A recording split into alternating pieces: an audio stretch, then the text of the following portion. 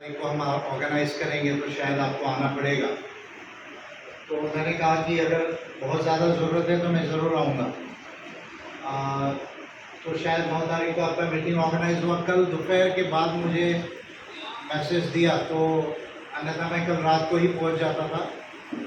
तो फिर कल रात को पहुंचना संभव नहीं था क्योंकि मैसेज लेट आया, तो इसलिए आज सुबह निकल के मैं आप लोगों के बीच में आया हूँ। अब छत्तीसगढ़ में आज पर्टिकुलरली हम 3 चीज़ों पर ज़्यादा बात करेंगे। पार्टी ऑर्गेनाइजेशन को लेकर हमारी एपीआई को इलेक्शन कैसे लड़ाना है, छत्तीसगढ़ में जिताना कैसे है, रूलिंग में कैसे लाने तक हमको कोशिश करना है, इसके ऊपर हम बात करेंगे। लेकिन छत्तीसगढ़ में 2 चीज़ें अभी फ़िलहाल में जो है वो निर्माण हुई है। मैं समझता हूँ कि ये सिचुएशन, जो 2 सिचुएशन पर्टिकुलरली छत्तीसगढ़ में निर्माण हुई है, वो बहुत ज़्यादा सीरियस है और सीरियस होगी और आगे। इसलिए जो है, जब मैं ट्रेनिंग में था, 5 दिन का ट्रेनिंग, देश के 10 राज्य के लोगों को, पार्टी के ऑफिस बेयरर्स जो है उनको 10 राज्य के जो लोग थे उनको 5 दिन का कॉस्मो ह्यूमनिज्म का ट्रेनिंग, ग्लोबल ट्रेनिंग हमने दिया। तो जब वो ट्रेनिंग में दे रहा था तो उस समय ये बिलासपुर हाईकोर्ट का आपका जो डिसीजन आया है, तो इसका इन्होंने प्रिंट आउट निकाल के दिया, क्योंकि ट्रेनिंग में हमने प्रिंटर्स भी रखे हुए थे। टेक्नोलॉजी के सपोर्ट के लिए जो चीज़ें वो भी ट्रेनिंग्स में हमारे पास वहाँ थी सेंटर में। तो बिलासपुर हाईकोर्ट का जो निर्णय आया सरगुजा संभाग को रिजर्वेशन को लेकर, तो इससे जो छत्तीसगढ़ में 58% रिजर्वेशन था, आदिवासियों का 32%, ओबीसी का 14% और शेड्यूल्ड कास्ट का 12%, ऐसा 58% जो रिजर्वेशन था उसको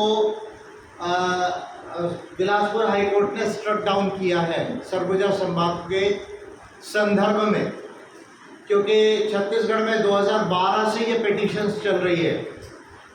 2012 से कई पिटीशंस हुई और आखिरी पिटीशन मुझे लगता है 2019 तक ये पिटीशन फाइल की गई, और ये सारी पिटीशंस को क्लब करके बिलासपुर हाईकोर्ट ने डिसीजन दिया।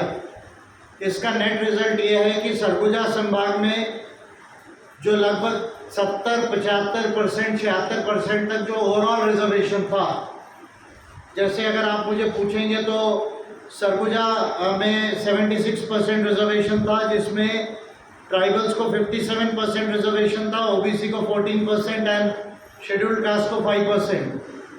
सूरजपुर डिस्ट्रिक्ट में शेड्यूल्ड ट्राइब को 45%, ओबीसी को 14%, शेड्यूल्ड कास्ट को 5%।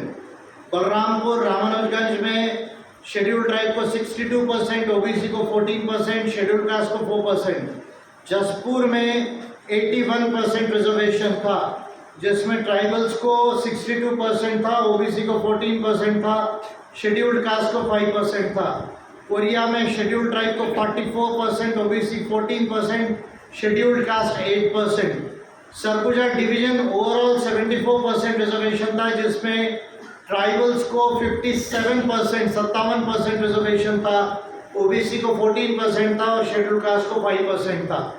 अगर मैं स्टेट लेवल पर बात करूं तो 2011 में जो अमेंडमेंट हुआ, 1994 का जो रिजर्वेशन एक्ट है, पब्लिक सर्विसेज का, SC ST OBC का जो रिजर्वेशन एक्ट है छत्तीसगढ़ का, 1994 का, अस्तवाइल मध्य प्रदेश का, जो बाद में छत्तीसगढ़ गवर्नमेंट ने कंफर्म किया जब छत्तीसगढ़ बनी, तो उसके 2011 के सेंसस के बाद जो अमेंडमेंट किए गए, उसमें पूरे छत्तीसगढ़ में नेट रिजर्वेशन 58% है, जिसमें ट्राइबल्स का रिजर्वेशन 32% है, ओबीसी का 14% है और शेड्यूल्ड कास्ट का 12% है।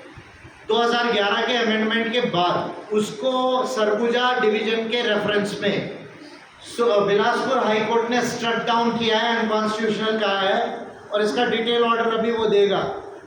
इसका नेट रिजल्ट ये होगा कि सरगुजा संभाग का ये जो रिजर्वेशन है, अब इसके आगे ये परसेंटेज रिजर्वेशन सरगुजा संभाग में नहीं रहेगा। इस बात को आपको अच्छे से समझने की ज़रूरत है। दूसरा, इस पिटीशन के आधार पर पूरे छत्तीसगढ़ में मैं अभी से आपको वार्न कर रहा हूँ, पूरे छत्तीसगढ़ में आज नहीं तो कल, कल नहीं तो परसों फिर कोई पिटीशन होगी और पूरे छत्तीसगढ़ में 58% रिजर्वेशन को चैलेंज किया जाएगा। इस बात को मैं अभी से आपको कह रहा हूँ। यानी ये जो रिजल्ट है वो अभी सरगुजा संभाग के लिए है, लेकिन कल ये केवल सरगुजा संभाग के लिए लिमिटेड नहीं रहेगा।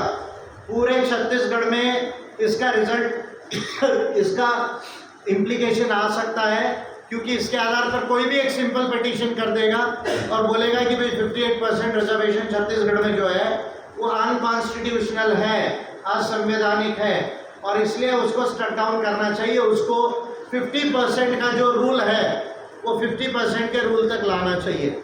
ये महत्वपूर्ण बात है। अब ये क्या 50% का रूल है, कहाँ से आया, क्यों आया, क्या सुप्रीम कोर्ट बार बार इन चीज़ों को कह रहा है, इन चीज़ों के ऊपर में मैं थोड़ा प्रकाश डालूंगा। मेरे हाथ में ये मैं जो भी बोल रहा हूँ बिलासपुर हाई कोर्ट का डिसीजन है, शायद आप लोगों ने पढ़ा होगा, नहीं पढ़ा होगा तो पढ़ लीजिएगा। इसका इंग्लिश कॉपी है, ये मैं इंग्लिश कॉपी के ओरिजिनल कॉपी से आपको बोल रहा हूँ।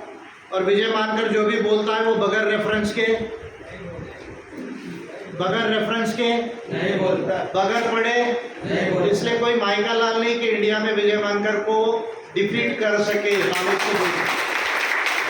सारा का सारा आप देखें, लाल पीला पूरा का पूरा जो है वो, फिर ये इंडिया का कॉन्स्टिट्यूशन का कॉपी है मेरे हाथ में, इसका मैं आपको रेफरेंस दूंगा और इसके साथ में मैं आपको रेफरेंस दूंगा 4 महत्वपूर्ण केसेस है सुप्रीम कोर्ट ऑफ इंडिया की। ये सारा issue Balaji versus union of India 1962-64 से प्रमोद, फिर बाद में मैं बताऊंगा।